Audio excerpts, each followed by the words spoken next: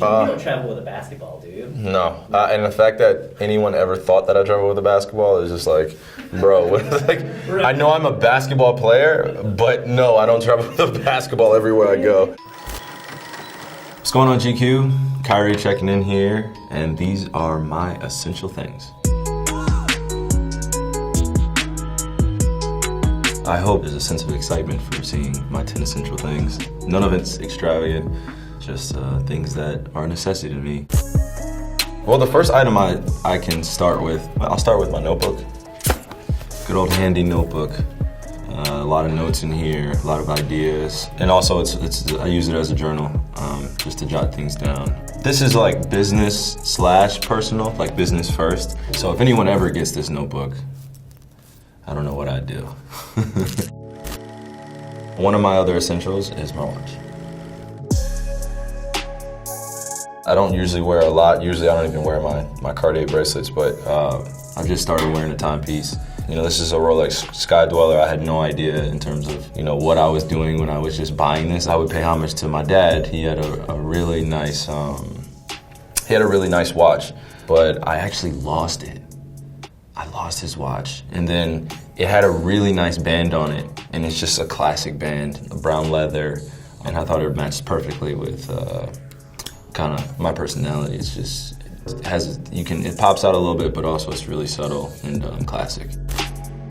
My right wrist are my Cartier bracelets. Like I said, I usually probably don't wear any, but GQ, you brought this out of me.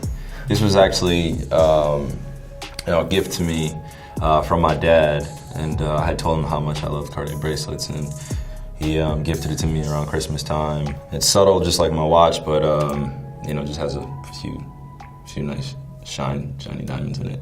I thought that was pretty cool. My good old handy dandy Skull Candy headphones. This is probably my most basic color that I have, but I usually carry around some Skull Candies that are just really distinct. This is kind of like my escape from kind of a lot what goes throughout my busy day. I'm listening to a lot of music, you know, podcasts. My favorite is listening to Bruce Lee's daughter. It's called the Bruce Lee Podcast. I first fell in love with it when they were talking about transcendence. I've listened to a few podcasts, but that's one of my favorites. I didn't carry around a toiletry bag until about 3 years ago. My sister was adamant, like, Kyrie, you have to get a toiletry bag. I used to just carry around my essentials just in my book bag, and then it would like ruin my book bag. What kind of bag is that? Clearly, I'm not a material guy, so I don't know.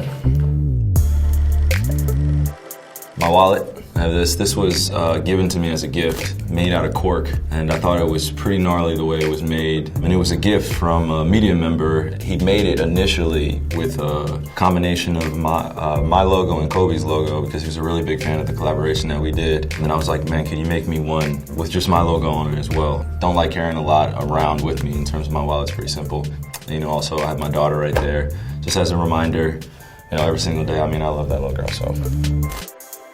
Guys with beards know how important it is to have a beard brush. This right here is being utilized a lot because my beard isn't as long as it once was. I went through a phase where I wanted to look like a journeyman coming out of the forest.